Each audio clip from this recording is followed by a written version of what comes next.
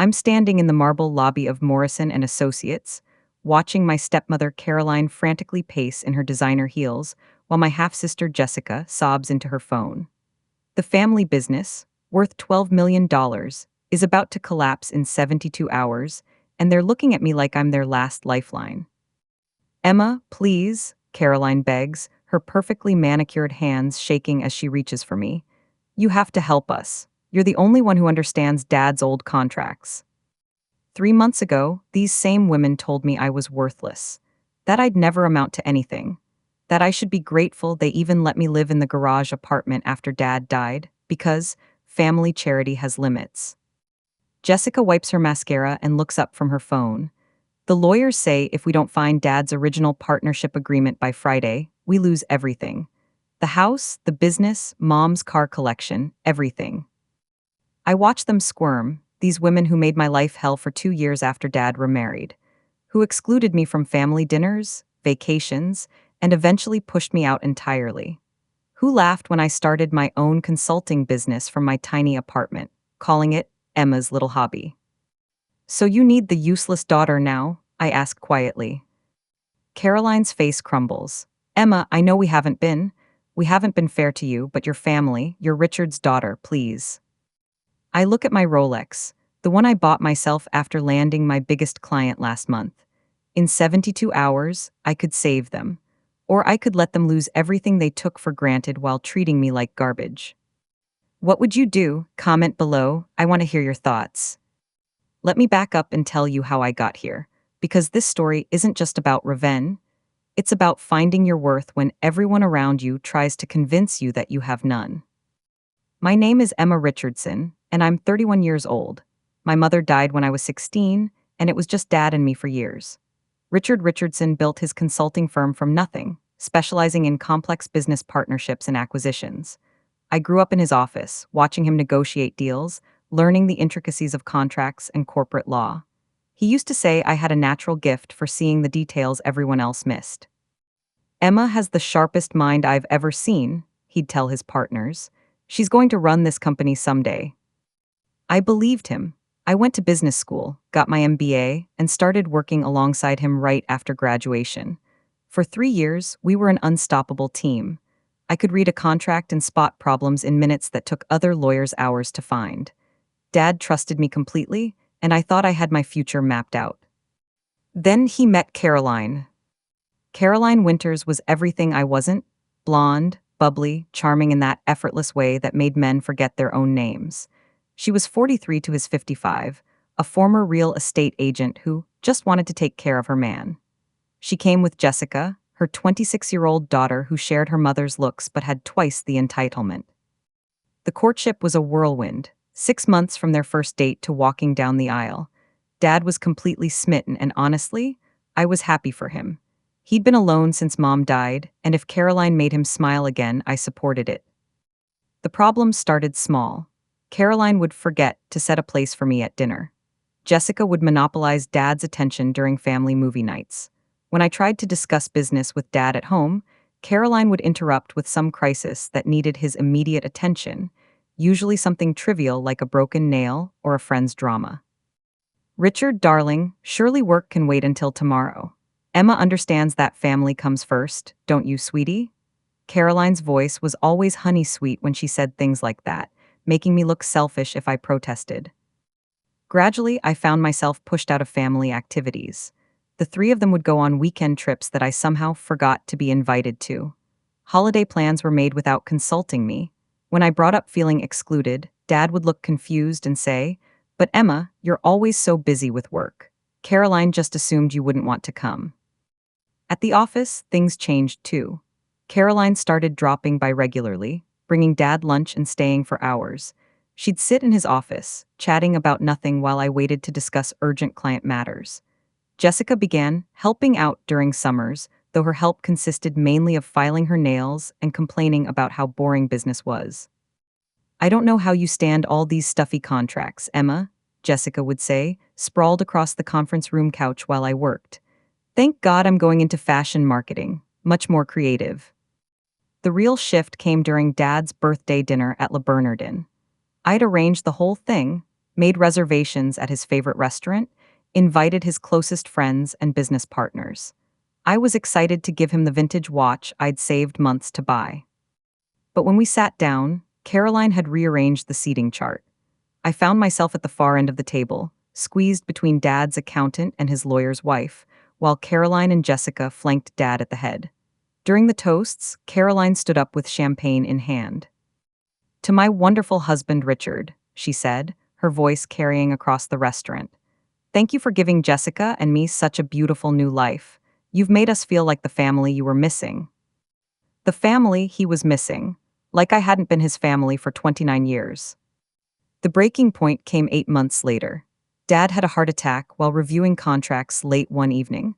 I got the call from Caroline at 11 p.m. "Emma, you need to get to Mount Sinai right now. It's not good." I spent 3 days at the hospital, holding Dad's hand and managing the business remotely from the ICU waiting room. Caroline and Jessica took turns crying dramatically for the nurses and posting heartbreaking social media updates about their devastating loss. Dad pulled through, but he was weak.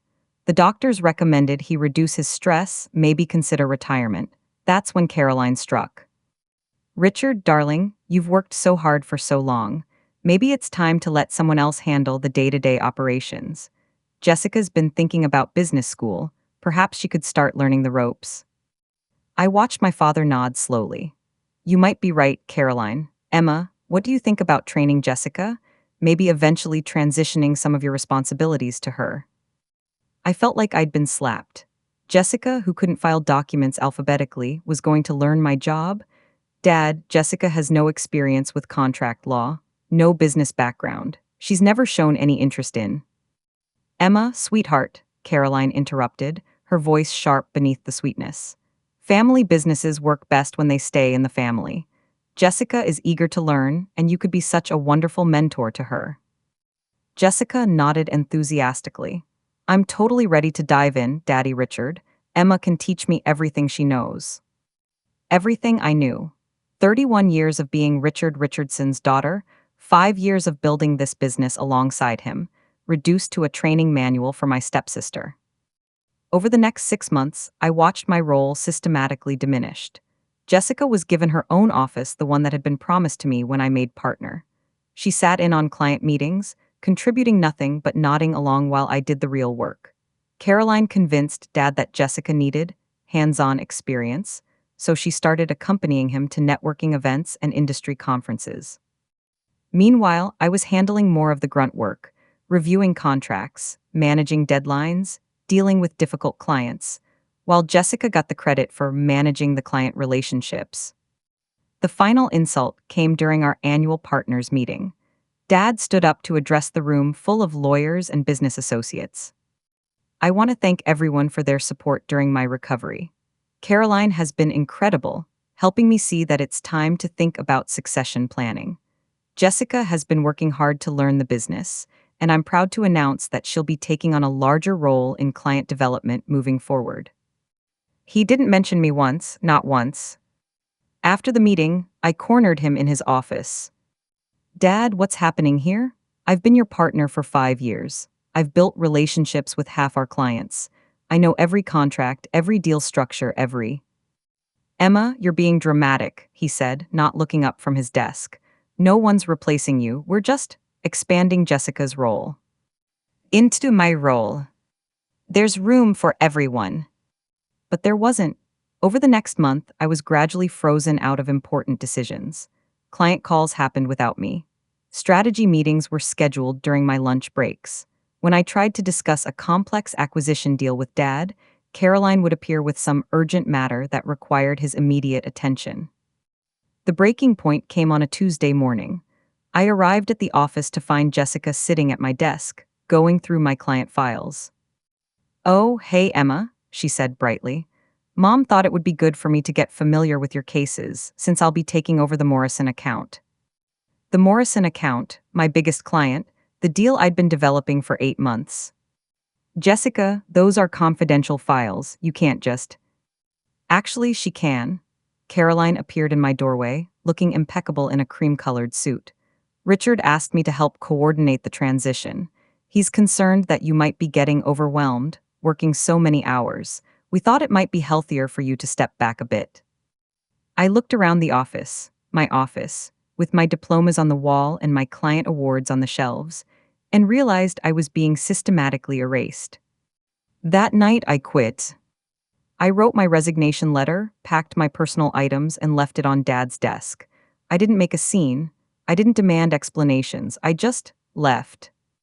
Dad called the next morning.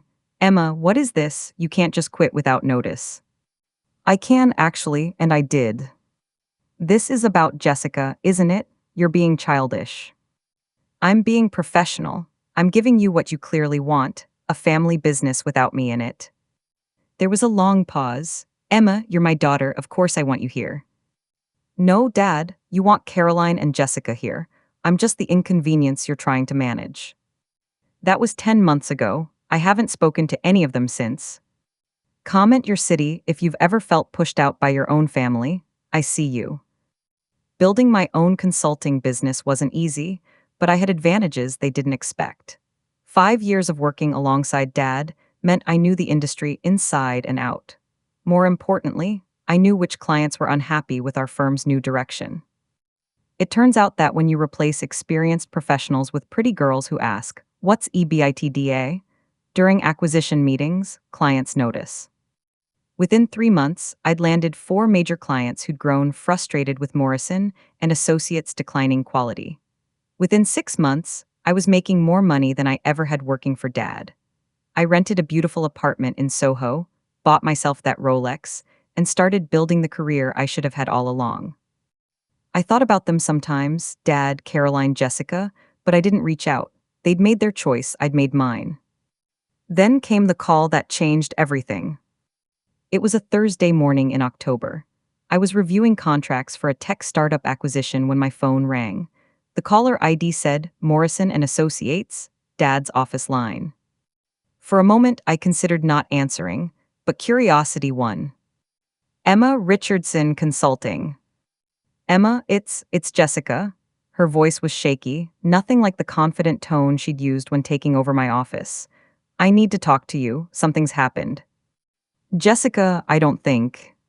"Dad's dead." The words hit me like a physical blow. I sat down hard in my chair, the contract in my hand forgotten. "What?" "He had another heart attack 3 days ago. A big one this time. He didn't make it." 3 days ago, he'd been dead for 3 days and no one had called me. "The funeral is tomorrow," Jessica continued. "Mom wanted to call you, but she's been handling arrangements and lawyers and everything's been so crazy." I hung up. I didn't go to the funeral. I couldn't. The thought of standing there while Caroline played the grieving widow, while Jessica played the devoted stepdaughter, while I played the estranged daughter who'd abandoned her family. I couldn't do it. Instead, I went to Dad's grave the following week, alone. I brought white roses, his favorite, and sat on the grass talking to him for 2 hours. I told him about my business, about the clients I'd won, about how I'd proven I didn't need his firm to succeed. I also told him how much I missed him, how I wished we could have found a way back to each other before it was too late. 2 weeks later, Jessica called again. "Emma, we need to talk about Dad's will." The reading was held at Goldstein and Partners, Dad's longtime legal firm. I sat across from Caroline and Jessica in the sterile conference room, watching Caroline dab at her eyes with a tissue while Jessica fidgeted with her designer handbag. Richard Goldstein, Dad's lawyer for 20 years, cleared his throat and began reading. The will was exactly what I expected. The house went to Caroline, the house I'd grown up in, where Mom's rose garden still bloomed every spring. The business went to Caroline as well, with provisions for Jessica to inherit her mother's share eventually. Dad's investment portfolio, his car collection, even his watch collection, everything went to his wife and stepdaughter. I got a trust fund, a generous one, but still, I was reduced to a monthly allowance from my own father's estate. "There is one additional provision," Goldstein continued. "Richard left specific instructions regarding certain business documents and contracts that were kept in his personal safe. Emma, he's left you his private files and papers, along with this letter." He handed me a sealed envelope with my name written in Dad's familiar handwriting. I waited until I got home to read it. Nima asterisk. If you're reading this, I'm gone, and I owe you an apology I'll never be able to give in person. I know you think I chose Caroline and Jessica over you. In some ways, you're right, but it wasn't because I loved you less, it was because I loved you most. After your mother died, you became my whole world. You were so brilliant, so capable, so much like her. I think I was afraid that if I didn't make room for Caroline and Jessica in our lives, I'd lose the chance to be happy again. And I was afraid that you were so perfect, you didn't need me the way they did. I was wrong about all of it. The business is failing, Emma. It has been since you left. Jessica tries, but she doesn't have your mind for contracts. Caroline means well, but she doesn't understand the complexities of what we do. I've been covering the mistakes, fixing the problems, working 18-hour days to keep everything together. I'm tired, sweetheart, and I'm scared. I made a terrible mistake letting you go. In my safe, you'll find the original partnership agreements for Morrison and Associates, including the documents that establish the firm's true ownership structure. Caroline and Jessica don't know about these papers. Neither do my partners. Your mother and I were the original partners, Emma. When she died, her share was supposed to transfer to you on your 30th birthday. I never filed the paperwork because I got distracted by my new family. You own 40% of Morrison and Associates. You always have. I hope someday you can forgive a foolish old man who loved his daughter so much he forgot how to show it. Love always. Dad. I read the letter 3 times before it sank in. I owned 40% of the business. The business Caroline had inherited. The business that was, according to this letter, failing without me. I spent the weekend going through Dad's private files. What I found was worse than I'd imagined. Botched contracts, missed deadlines, clients threatening to sue. 3 major deals had fallen through because Jessica had misunderstood basic terms. The firm was hemorrhaging money and reputation.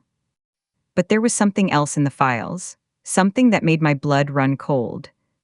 Purchase agreements, loan documents, papers showing that Caroline had been systematically borrowing against the business's assets since Dad's first heart attack. She'd used the firm as collateral for a series of increasingly risky investments: a restaurant that failed within 6 months, a boutique that never opened, a real estate venture that turned out to be a scam. Morrison and Associates wasn't just failing, it was broke. And in 72 hours, the creditors were coming to collect. What would you do if you discovered your family had destroyed everything your father built? Comment below. I spent Sunday night staring at those documents, trying to process what I'd discovered. My father's life's work, our life's work, was about to be destroyed by a woman who saw it as her personal ATM and a stepdaughter who couldn't tell a contract from a grocery list. Monday morning, I decided to see for myself just how bad things had gotten. I arrived at Morrison and Associates at 8 a.m., walking through the familiar lobby with its marble floors and brass fixtures. The receptionist, Martha, looked up in surprise. Emma, my goodness, I haven't seen you in months. Are you here to see your father? I realized she didn't know. Of course she didn't. Caroline had probably kept Dad's death quiet to avoid spooking clients and creditors. Actually, I'm here to see Caroline. Is she in yet? Oh, she doesn't usually come in until after 10. But Jessica's here. She's been trying to handle the Morrison account, though. Martha lowered her voice. Between you and me, dear, things haven't been the same since you left. I made my way to what used to be my office. Jessica was at the desk, surrounded by papers and looking completely overwhelmed. She'd clearly been crying, her mascara was smudged, and there were tissues scattered everywhere. Emma, she jumped up, knocking over her coffee mug in the process. Oh God, I'm so glad you're here. I don't know what to do about any of this. What's the problem? Everything, she gestured wildly at the papers. The Morrison deal is falling apart because I can't understand half the terms they're asking for. The Patterson merger got canceled because I missed some deadline. And now, there are all these scary letters from banks and lawyers, and I don't know what any of it means. I picked up one of the scary letters. It was a notice of default from First National Bank. Morrison and Associates had missed 3 consecutive payments on a business loan. They had 30 days to bring the account current or face immediate collection action. Jessica, where's Caroline? She's at the spa. She says she needs self-care time to process her grief. Jessica's voice was bitter. She hasn't been in the office more than 2 hours a day since Dad died. She keeps saying I need to step up and take responsibility. But Emma, I don't know how to do any of this stuff. I was supposed to be learning from you, remember? The irony wasn't lost on me. Jessica had been so eager to push me out, to take over my role, and now she was drowning in responsibilities she'd never wanted to understand. Show me everything, I said. For the next 3 hours, Jessica walked me through the disasters she and Caroline had created. It was worse than Dad's files had indicated, much worse. The Morrison account, my old account, was threatening to sue for breach of contract. Jessica had agreed to terms that were legally impossible to fulfill, apparently not understanding the difference between shall and may in legal language. The Patterson merger had fallen through when Jessica failed to file required documents with the SEC. The deadline had been clearly marked in Dad's calendar, but she thought it was just a reminder about something. 3 other clients had fired the firm outright after Jessica showed up to meetings unprepared, and Caroline tried to charm her way through negotiations she didn't understand. But the worst discovery was the debt. Caroline hadn't just borrowed against the business, she'd forged Dad's signature on loan documents, using the firm's assets as collateral for her failed ventures. When those businesses collapsed, she'd taken out more loans to cover the first ones. It was a pyramid scheme of debt that had finally collapsed. Emma, what are we going to do? Jessica's voice was small, defeated.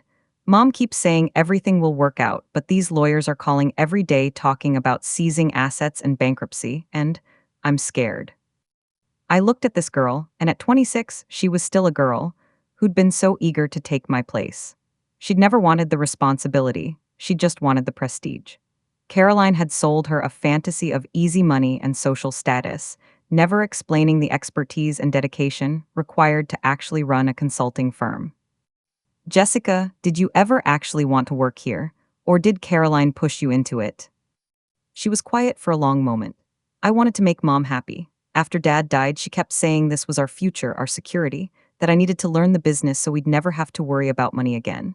She looked up at me with red-rimmed eyes. But I hate it, Emma. I hate the contracts and the meetings and having to pretend I know what I'm talking about when I don't. I wanted to be a fashion buyer. I had interviews lined up in New York before Dad got sick. Before I could respond, the office door swung open and Caroline waltzed in, looking immaculate despite her supposed grief. She was wearing a black Chanel suit and carrying shopping bags from Bergdorf Goodman. Jessica, darling, I told you to call me if... She stopped short when she saw me. Emma, what are you doing here? Hello, Caroline. Jessica was showing me the state of things. Caroline's face went through several expressions: surprise, guilt, calculation, and finally settling on her familiar manipulative sweetness. Oh, Emma, thank goodness you're here. I know we've had our differences, but you're family. And family helps family in times of crisis. Crisis? I gestured at the shopping bags. Looks like you're handling your grief well. Her smile faltered. I'm just trying to maintain some normalcy. For Jessica's sake, this has been so hard on her. I'm sure it has been. Tell me about the loans, Caroline. The color drained from her face. I don't know what you mean. I pulled out copies of the loan documents. First National Bank, Liberty Lending, Morrison Capital Group, 18 different loans totaling $3.2 million, all secured against business assets, all signed with my father's signature. Richard approved those investments. He thought they were good opportunities. Richard's been dead for 3 weeks. The most recent loan is dated 5 days ago. The silence stretched between us. Jessica looked confused, looking back and forth between her mother and me like she was watching a tennis match. Mom, what loans? What is Emma talking about? Caroline's mask finally slipped. It's complicated, Jessica. Business is complicated. Emma, surely we can work something out. You're an expert at this sort of thing. Can't you just fix it? Fix it? I couldn't help laughing.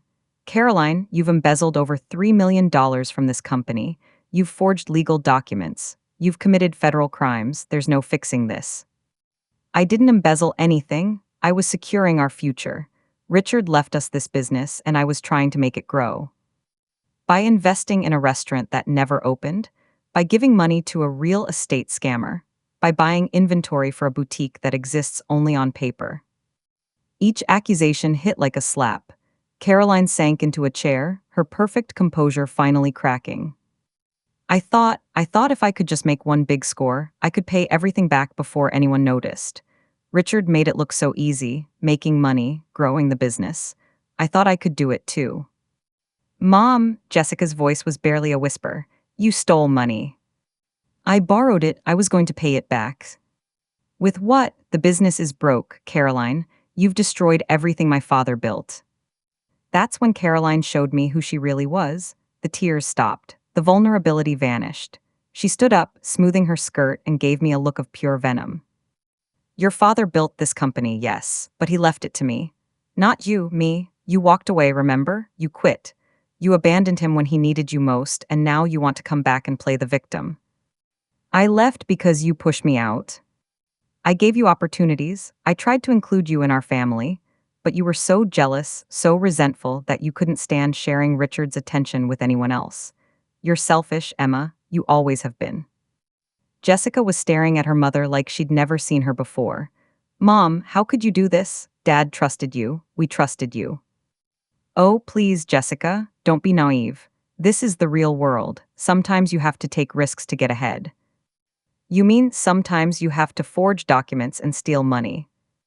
Caroline whirled on her daughter. I did this for us, for our future. Do you think that apartment in Manhattan pays for itself? Do you think your shopping trips and spa days are free? I was trying to secure our lifestyle. By destroying Dad's company. Your stepfather's company. Let's not forget that Emma here is not actually family. Richard felt sorry for her, but she's not a Richardson, not really. The casual cruelty in her voice was breathtaking. This was the woman my father had loved, had trusted with his life's work. That's when my phone rang. The caller ID showed Goldstein and Partners. Emma Richardson. Ms. Richardson, this is Richard Goldstein. I've been trying to reach Mrs. Richardson about some urgent matters regarding the estate, but she hasn't returned my calls. Since you're listed as a beneficiary, I wanted to inform you that we've received several legal notices regarding Morrison and Associates. There are creditors demanding immediate payment, and there are some irregularities in the business accounts that need to be addressed immediately. I looked at Caroline, who had gone pale again. What kind of irregularities, Mr. Goldstein? The kind that typically involve law enforcement, Ms. Richardson. I think we need to schedule a meeting as soon as possible. All the beneficiaries should be present. I'll be there this afternoon, 2 o'clock. Perfect. Ms. Richardson, I should mention, there are some documents your father left in the firm's possession that I think will be relevant to this discussion. Documents about the original partnership structure of Morrison and Associates. I smiled. I look forward to seeing those documents, Mr. Goldstein. When I hung up, Caroline was staring at me with something approaching fear. What documents? She asked. I think you know exactly what documents. The office door opened again, and Martha appeared looking flustered. I'm sorry to interrupt, but there are 3 men here from Liberty Lending asking to see Mrs. Richardson. They say it's about loan collateral. Caroline looked like she might faint. Jessica grabbed her mother's arm. Mom, what's happening? Before Caroline could answer, the 3 men appeared behind Martha. They were wearing suits, but there was nothing polished about them. These were the kind of men who got sent when polite collection calls stopped working. Mrs. Richardson, the leader, a thick-set man with cold eyes, stepped forward. I'm David Chen from Liberty Lending. We need to discuss your overdue account immediately. I don't understand. I've been making payments. Ma'am, you missed your last 3 payments. Your account is 90 days in default. According to the terms of your agreement, we have the right to seize collateral immediately. What collateral? Jessica's voice was high with panic. Chen pulled out a thick folder. The business assets of Morrison and Associates, including equipment, furniture, client files, and intellectual property. We also have a lien on the business property itself. You can't take the office, Caroline protested. We have clients' employees. Ma'am, You should have thought about that before you defaulted on a $400,000 loan. I watched this scene unfold with a mixture of fascination and disgust. Caroline had gambled with other people's livelihoods, Martha's job, the other employees, the clients who trusted the firm. She'd risked everything for her get-rich-quick schemes. "Excuse me," I said to Chen, "what exactly are you planning to seize?" "Everything in this office, ma'am. We start tomorrow morning." "And if the debt were paid in full today?" Chen looked surprised. "Well, then there'd be no need for seizure. But we're talking about over $400,000 in principal plus interest and fees, close to $500,000. Caroline stared at me. "Emma, you can't possibly. You don't have that kind of money." Actually, I did. My consulting business had been very successful, and I'd been careful with my investments. I could cover Liberty Lending's debt without breaking a sweat. But I wasn't about to tell Caroline that. "Mr. Chen," I said, "would you mind giving us 24 hours to explore our options? I'm Richard Richardson's daughter, and I'm looking into the situation." Chen studied me for a moment, then nodded. 24 hours, but after that we proceed with seizure. After they left, the office fell silent, except for Jessica's quiet crying. "Emma," Caroline said finally, "I know we've had problems, but please, I'm begging you. Don't let them destroy Richard's company. Help us." I looked at these two women who had made my life miserable for 2 years, who had pushed me out of my own family, taken over my career, and dismissed me as worthless. Now they needed me, desperately. What would you do? Would you help the family that betrayed you? Rate this part 110 and tell me in the comments. I let them stew in their panic for exactly 24 hours. During that time, I had several very interesting conversations. The first was with Richard Goldstein, who confirmed what I'd suspected after reading Dad's letter. The original partnership documents for Morrison and Associates were clear. My mother, Elizabeth Richardson, had been Dad's equal partner in founding the firm. Upon her death, her shares were held in trust until her daughter, me, reached the age of 30. "Your father never executed the transfer," Goldstein explained during our meeting. I reminded him several times, but after he remarried, he seemed to want to avoid the complexity of explaining the ownership structure to his new family. So technically, you've been the majority shareholder of Morrison and Associates since your 30th birthday 18 months ago. Your father retained 40%, which passed to Caroline upon his death. But you own 60%, Emma. 60%. Not only did I own the majority of the company Caroline thought she'd inherited, but I had legal authority to make all major business decisions. The second conversation was with Detective Ray Martinez from the Financial Crimes Unit. When I presented him with the evidence of Caroline's forged loan documents, his reaction was immediate and satisfying. "Ma'am, this is serious federal crime territory. Wire fraud, bank fraud, forgery. We're talking potential federal prison time." What would happen to someone facing these charges? Depends on cooperation and restitution. If she cooperates fully and makes complete financial restitution to defraud parties, we might be looking at probation and community service. If not, he shrugged. Federal sentencing guidelines suggest 5 to 10 years. The third conversation was with James Morrison, CEO of Morrison Industries, my former client and Dad's oldest business partner. "Emma, thank God you called. We've been trying to work with Jessica on this acquisition, but honestly, she's in over her head. The girl seems nice enough, but she doesn't understand the first thing about corporate structure." "What if I told you I was back? That I could personally handle the Morrison Industries account?" "I'd say hallelujah. Emma, your father was brilliant, but you were the detail person. You were the one who caught the problems everyone else missed. If you're willing to take this on, we'll not only continue with Morrison and Associates, we'll double our business with you." That was Tuesday. Wednesday morning, I walked into the office at exactly 9 a.m. carrying a leather briefcase and wearing my best power suit. Caroline and Jessica were already there, huddled together at the reception desk with Martha. "Emma," Jessica jumped up immediately. "Did you figure out how to help us? The Liberty Lending guys are supposed to be here at 10. "Actually, they're not coming." Caroline's head snapped up. "What do you mean?" I mean, I paid off the Liberty lending debt yesterday afternoon. $412,000 paid in full. The silence was deafening. You paid it, Caroline stammered. I did, along with the First National Bank debt, the Morrison Capital Group debt, and 3 smaller loans. Total cost just over $2.8 million. Jessica looked like she might collapse. Emma, where did you get that kind of money? From my very successful consulting business, the one you called Emma's little hobby last year. Caroline's face was cycling through expressions again. Emma, I don't know what to say, thank you. This is incredible, you saved us. I didn't save you, Caroline, I saved my company. Your company. I opened my briefcase and pulled out the original partnership documents. Meet the majority owner of Morrison and Associates, me.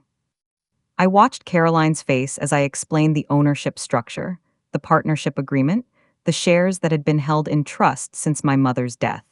Her confusion turned to disbelief, then to horror as she realized what this meant. That's impossible, she whispered. Richard left me the business, I saw the will. Dad left you his 40% share, I corrected, but he never owned the whole company. My mother did, and now I do. Jessica looked between us, trying to understand. So what does this mean? It means, I said calmly, that I'm now the CEO of Morrison and Associates. It means every business decision goes through me. It means every loan Caroline took out using company assets was done without the authorization of the majority shareholder. Caroline's legs gave out. She sank into Martha's chair, her face white as paper. Emma, please, I know I made mistakes, but I never meant. You forged my father's signature on loan documents, Caroline. You embezzled over $3 million. You destroyed client relationships and nearly bankrupted the company my parents built. I was trying to help. I thought if I could just make some smart investments. You weren't trying to help. You were trying to get rich quick, and you didn't care who got hurt in the process. I turned to Martha, who was watching this drama unfold with wide eyes. Martha, could you please ask everyone to gather in the main conference room? I have an announcement to make. 20 minutes later, I stood at the head of the conference table, facing the remaining staff of Morrison and Associates. 7 people who had worked for my father for years and had watched the business crumble under Caroline's mismanagement. Ladies and gentlemen, I'm sure you've noticed that things have been challenging since my father's death. I'm here today to inform you that I'm resuming my position as managing partner and CEO of Morrison and Associates, effective immediately. The relief in the room was palpable. Sandra, the senior paralegal, actually started crying. Emma, thank God, said Tom Brennan, one of Dad's longtime associates. No offense to Jessica, but we've been hemorrhaging clients. The Morrison account was about to fire us, and Patterson Industries is demanding we return their retainer. I know, I've already spoken with James Morrison. They're not only staying with us, they're doubling their business. As for Patterson, I'll be reaching out to them this afternoon.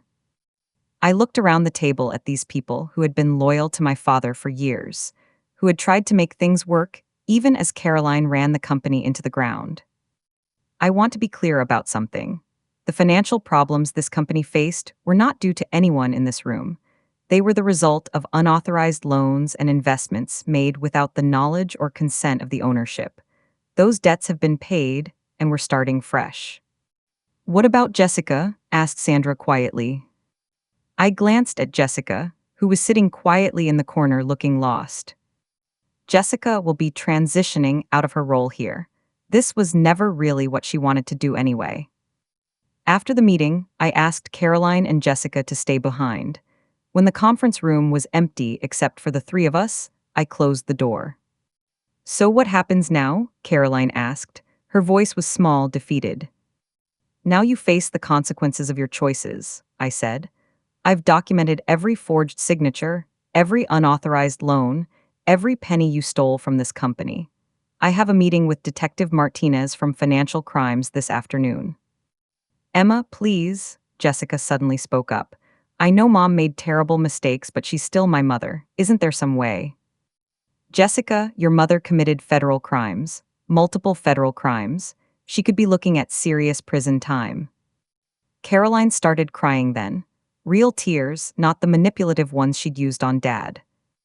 I never meant for any of this to happen. After Richard died, I was so scared. I didn't know how to run a business. I thought if I could just make some quick money, I could figure it out as I went along. So, you decided to gamble with other people's livelihoods. I was stupid, I know that now. But Emma, please, I'm begging you, don't destroy what's left of our family. Our family? I couldn't help laughing. Caroline, you spent 2 years convincing me I wasn't part of this family. You pushed me out, dismissed me, treated me like an unwanted burden. And now that you need me, suddenly I'm family again.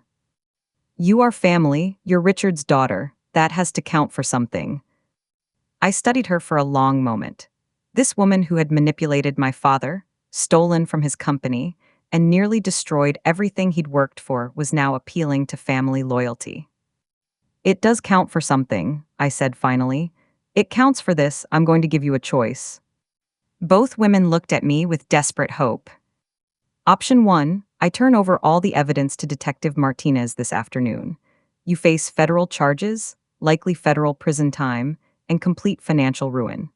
Jessica gets dragged through the scandal and has to live with the shame of having a convicted felon for a mother. Caroline's face crumpled. Option 2, you sign over your 40% share of Morrison and Associates to me, giving me complete ownership. You sell the house, my childhood home, and use the proceeds to pay me back as much as possible of the $2.8 million I spent cleaning up your mess. You disappear from my life completely, both of you. And if we choose option 2, Caroline asked quietly. I don't press charges. You get to start over somewhere else with whatever money is left after you pay your debts. You get to stay out of prison. Jessica was staring at me. You'd really do that? You'd really send my mom to prison? Jessica, your mom forged federal documents and stole millions of dollars. I'd be well within my rights to press charges regardless of what she chooses. I'm offering her a way out because despite everything, your father loved her, and that has to count for something. Caroline was quiet for several minutes, clearly weighing her options. If I sign over my shares, I'll have nothing left. No business, no house, no financial security. You'll have your freedom, and you'll have the chance to build something honest somewhere else. This is blackmail. No, Caroline, blackmail would be if I were demanding something I wasn't entitled to. I already own 60% of this company. Your 40% should have been mine anyway, since you acquired it through fraud. I'm being generous by giving you a choice at all. The silence stretched between us. Finally, Caroline nodded. I'll take option 2. What would you choose in my position? Justice or mercy? Let me know in the comments. The paperwork took 3 days to complete. Caroline signed over her shares in Morrison and Associates without saying a word, her signature shaky but legal. The house sale was more complicated. It had been my childhood home, after all, but Caroline had no choice. She needed the money to pay me back. I made one small adjustment to our agreement. Instead of taking all the house proceeds, I bought the property myself at fair market value. Caroline got her money to pay down her debts, and I got my mother's rose garden back. Jessica took it harder than her mother did. I don't understand how you can be so cold, she said on their last day in the office, watching movers pack up Caroline's personal items. We're family. No, Jessica, we were never family. We were strangers who happened to live in the same house for a while. But Dad loved you. He'd hate seeing you do this to us. Dad loved me so much he was planning to leave me the business. Before Caroline convinced him, I didn't deserve it. He loved me so much he was going to make me your mentor, so you could eventually take over my career. He loved me so much he chose his new wife's happiness over his own daughter's future. Jessica flinched. He was trying to make everyone happy. He was trying to avoid conflict. And it cost him his relationship with me, cost me my place in his life, and ultimately cost him his company. You want to know what Dad would hate, Jessica? He'd hate that Caroline destroyed everything he built. He'd hate that his wife turned out to be a criminal. He'd hate that you nearly drove away every client he spent 30 years cultivating. I tried to learn the business. No, you tried to play businesswoman. There's a difference. Learning requires humility, requires accepting that you don't know everything. You waltzed into that office thinking it would be easy, thinking contracts and negotiations were just conversations with prettier words. Caroline appeared in the doorway, carrying a small box of personal items. "We're ready to go," she said quietly. "Where will you go?" I asked, not because I cared, but because I was curious. "Jessica has a friend in Phoenix, we'll start there." "And then what?" Caroline shrugged.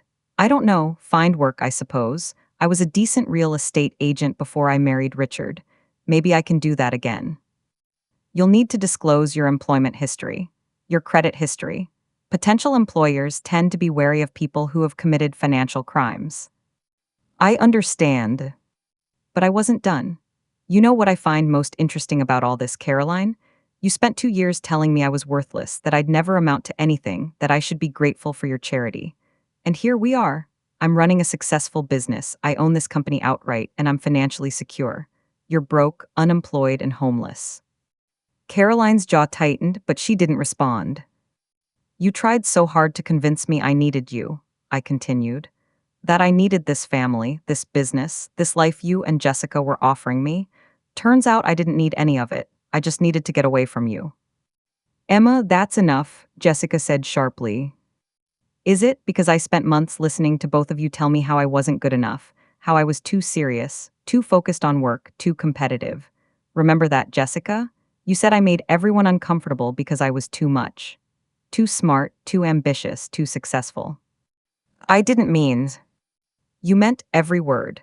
And now that I'm the only thing standing between you and federal prison, suddenly I'm not too much anymore. Suddenly you want me to be family again." Caroline set down her box and looked me directly in the eyes. "You're right," she said simply. "About all of it. I was threatened by you from the moment I met Richard. You were so smart, so capable, so clearly his pride and joy. I knew I could never compete with that, so I tried to diminish you instead." The admission hung in the air between us. "I convinced myself you were arrogant, that you looked down on Jessica and me. But the truth is, you were just competent, and that made me feel incompetent by comparison." "Mom," Jessica started. "No, Jess, she deserves to hear this." Caroline turned back to me. "I destroyed your father's company because I was too proud to admit I didn't know how to run it. I was too embarrassed to ask for help, too afraid of looking stupid in front of people who had respected Richard for so long. So you decided to fake it until you made it." "I decided to take shortcuts. I thought if I could just generate enough quick money, I could hire experts to fix whatever problems came up later. It was stupid and arrogant and criminal." "Yes, it was. But Emma," Caroline's voice grew stronger, "don't pretend this is just about justice. You're enjoying this. You're enjoying watching us lose everything." She wasn't wrong. I was enjoying it. After 2 years of being treated like an inconvenience, after being pushed out of my own family, and watching Jessica take over my career, watching them face the consequences of their choices felt deeply satisfying.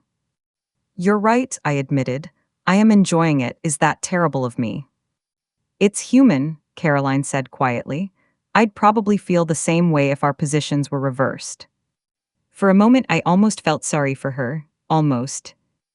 Then I remembered the morning I found Jessica going through my client files. I remembered Caroline's sweet smile as she systematically excluded me from family dinners.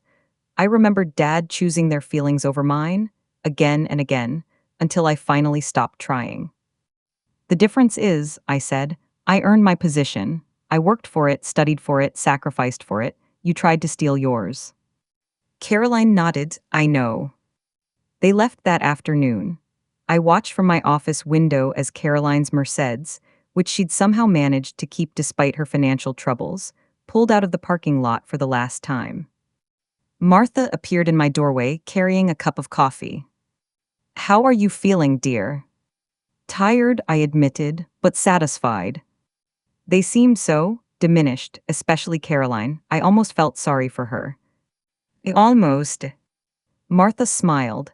"Then I remembered how she treated you, and the feeling passed." Over the next month, I watched with fascination as the consequences of Caroline's choices continued to unfold. The house sale went through quickly. I paid fair market value, but Caroline had to accept that the mortgage was larger than expected. After paying me back what she could and covering the realtor fees, She walked away with about $40,000. Jessica's friend in Phoenix, it turned out, was less helpful than advertised. 2 weeks after they arrived, Jessica called me in tears. Emma, I know you don't want to hear from us, but Mom's friend can't put us up anymore, and we can't afford rent on our own. That sounds like a problem you need to solve. Would you consider a loan, just enough for a deposit on an apartment? The audacity was breathtaking. Jessica, your mother stole nearly $3 million from me. You want me to loan you more money? We'll pay you back. With what? Neither of you has a job. Mom's interviewing with real estate companies. And how are those interviews going? There was a long pause. Not well. Her credit check keeps coming back with red flags, and when they do employment verification, they discover she was fired from her last position for financial misconduct. She wasn't fired, she quit to marry Dad. Jessica, I spoke with her former boss. Caroline was let go for mishandling client escrow funds. She had a pattern of financial problems long before she met my father. The silence on the other end of the line told me Jessica hadn't known this. She never told you, did she? I continued. She never told you that she was attracted to Dad not just because she loved him, but because he represented financial security she'd never had. Emma, please, we're living in a motel. Mom's trying to get work, but it's hard when potential employers discover you're a criminal. Yes, I imagine it is. You're really not going to help us. Jessica, you spent 2 years helping your mother push me out of my own family. You took over my office, my clients, my relationship with my father. You called my business a little hobby and made it clear you thought I was pathetic for starting over on my own. Why exactly would I help you now? Because we're desperate. So was I when I was living in a studio apartment, building my business from scratch, wondering if I'd ever have a relationship with my father again. Did you help me then? She hung up. That evening, I opened a bottle of wine and sat in my newly reclaimed childhood home, looking out at my mother's rose garden. The roses were blooming beautifully. Apparently, they thrived when they weren't being neglected by people who never wanted them in the first place. My phone rang. It was James Morrison. Emma, I wanted to let you know, the acquisition deal is closing ahead of schedule. Your work on the contract revisions was brilliant. We're so glad to have you back. Thank you, James. It feels good to be back. There's something else. We're looking at 3 more acquisitions next quarter. We want Morrison and Associates to handle all of them exclusively. Are you interested? I smiled, looking out at the roses Mom had planted 20 years ago. Very interested. How satisfying is it when people who underestimated you have to watch you succeed? Rate this 110. 6 months later, Morrison and Associates was thriving in ways it never had, even in Dad's best years. We'd hired 3 new associates, expanded into 2 additional areas of corporate law, and our client base had tripled. The office buzzed with the energy of people who loved their work and felt secure in their jobs. I was reviewing contracts in my father's old office, now my office, when Martha knocked on the door. Emma, there's someone here to see you. She doesn't have an appointment, but she says it's personal. I looked up to find Jessica standing in my doorway. She looked different, thinner, tired, wearing clothes I recognized from 2 years ago. Her designer handbag had been replaced by a simple canvas tote. Hello, Emma. Jessica, this is a surprise. I was in town for a job interview. I hoped maybe we could talk. I gestured to the chair across from my desk. How's Phoenix? It's not. We moved to Denver 6 weeks ago. Mom got a job with a small real estate company there. It's not much, mostly rentals and low-end properties, but it's honest work. And you? I'm working at a department store while I apply for marketing positions. It's humbling. I waited for her to continue. Emma, I came here to apologize. Really apologize, not just ask for help or make excuses. I'm listening. Jessica took a deep breath. When Dad married Mom, I thought I'd won some kind of lottery. Suddenly, I had this successful stepfather, this beautiful house, this whole world of opportunities I'd never imagined. And you You were this intimidating presence who seemed to know everything and have everything figured out. She looked down at her hands. I was 24 and I'd never really accomplished anything on my own. I'd changed majors 3 times in college, never held a job for more than 6 months, never had to work hard for anything because mom always found a way to make things easier. So when you saw me succeeding, I wanted what you had, but I didn't want to do the work to earn it. When mom suggested I could learn the business and eventually take over some of your responsibilities, it seemed perfect. I could have the success without the struggle. And when I resisted that plan, Jessica's cheeks flushed. I told myself you were being selfish, that you were threatened by sharing the spotlight. It was easier to believe you were the problem than to admit I was trying to take something I hadn't earned. I found myself studying this young woman who had once sat in my office chair, going through my files with such casual entitlement. The arrogance was gone, replaced by something that looked like genuine remorse. What changed your perspective? Failure, she said simply. Complete, humiliating failure. Those 3 months trying to do your job taught me more about my own limitations than the previous 26 years of my life. And such as the fact that I'd never actually challenged myself to learn something difficult. I'd never pushed through frustration or confusion to master a complex skill. When clients asked me questions I couldn't answer, my first instinct was to make excuses or blame someone else. She met my eyes. You never did that. Even when you were my age, working with dad, you always knew your stuff. You'd done the homework, learned the background, anticipated the problems. I thought that was just natural talent, but it wasn't, was it? No, I said, it was work, years of work. I spent my whole life looking for shortcuts, and when I couldn't find any, I gave up. You spent your life building expertise, and when people tried to take it away from you, you built it again somewhere else. The honesty in her voice was surprising. This wasn't the Jessica who used to roll her eyes at family dinners when Dad and I discussed business. What are you hoping to accomplish with this conversation, Jessica? Nothing, she said, and I believed her. I don't expect forgiveness. I don't expect friendship. I just wanted you to know that I understand now what we took from you. Not just the job or the office, but the respect you'd earned. The relationship with Dad that you'd built over 29 years. And I'm sorry, truly deeply sorry. You deserved better from all of us. We sat in silence for several minutes. Outside my window, I could see the city where I'd grown up, where I'd built my career twice now, where I'd learned the difference between being wanted and being valued. How is Caroline? I asked finally. Struggling, but honest. For the first time in her life, I think, she's good at real estate when she's not trying to get rich quick. Her clients trust her because she's finally learned to be straightforward with people. And you? I'm learning, slowly. The marketing position I interviewed for today, I probably won't get it. I don't have enough experience yet. But I'm not giving up and I'm not looking for shortcuts. Jessica stood up. I should go. I just wanted you to know that what you've accomplished here, building this business, proving everyone wrong about your worth, it's inspiring. Even to someone who was stupid enough to bet against you. After she left, I sat in my office thinking about forgiveness and justice, about the difference between consequences and cruelty. Caroline and Jessica had faced the natural results of their choices.